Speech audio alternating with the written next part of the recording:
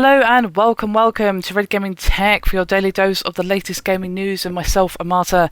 Today is still the 25th of September and today I'm bringing you something a little bit different as we have some rather interesting information concerning Thief, as the producer Stephane has given some details on how the PlayStation 4 edition will be implementing the DualShock 4 controller and its new features, and most likely including the light bar and so forth. Now, according to him, the DualShock 4's light bar will be used to indicate whether Garrett is in the shadows and how visible you are and that sort of thing, and the touchpad is going to be used for quicker menu navigation.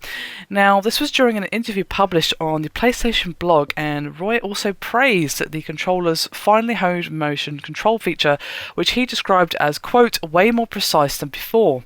And he also said, quote, you can use it to adjust your aiming with the bow, and the level of accuracy we get with it is really impressive. And he's actually talked a little bit about how Eidos Montreal has taken cues from Mirror's Edge and Battlefield in order to hone the game's, quote, body awareness. And he's also touched on the fact that the studio has worked hard to improve enemy AI. And he said, quote, we also model the sensors of the AI as realistically as possible. We distinguish between central vision and peripheral vision. This also is put forward by the way we use head tracking to make the AI look more believable when they react to something. And look at the player. There's also the sound that will attract and alert AI. Players can control the sound they emit by controlling their movement speed, but it's also influenced by the surface that they work on. So there you have it. Those are some of the changes you can look forward to for the PS4 version of Thief, other than, of course, the inevitably improved graphics from the current gen version. And of course, as always, I'd be curious to see how the PS4 version will match up to any PC version if it does end up being released.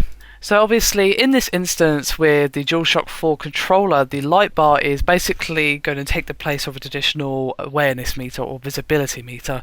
That would probably be in the corner of the screen, and it would show you in some way. Obviously, there's numerous ways it can show you. Many stealth games have done it in many different ways, and so it's really tough to say exactly how it will be displaying on the screen in the other versions, but basically, regardless of all that, the light bar will be taking the place of that, and I would imagine that certain colours will mean certain things, or maybe perhaps it's to do with brightness. They didn't really touch on the specifics of it, just that the light bar will be helping you have a visual indicator on your controller of how visible you are.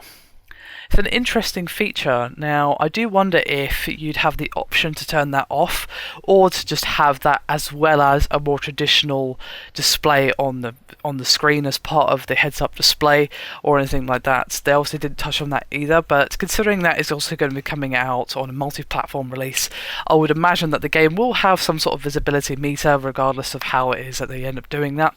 So it would be nice, I think, for those people who don't want to have to focus too much on the controller and perhaps pull themselves out of any immersion factor or anything like that, to have the option to turn that off, or to have, as well as that, an option in the UI or what have you. Still, it's an interesting idea, and I look forward to seeing what can actually be done with the new technology of the PS4, not just in terms of the specifications of the power and improved graphics and all of that, but the new features of the controller, such as the touchpad, light bar, and so on. And of course, if you have the PlayStation Eye, any motion control that you have going on as well, as the light bar is basically the PlayStation Move. So it's definitely going to be an interesting time come November, and I'll be curious to see how this actually ends up working out, how they exactly end up implementing it, and just a general future of the usage of this technology. Anyway, that is me done for this video. I hope you've enjoyed it. Thank you very much for watching, and I'll see you next time.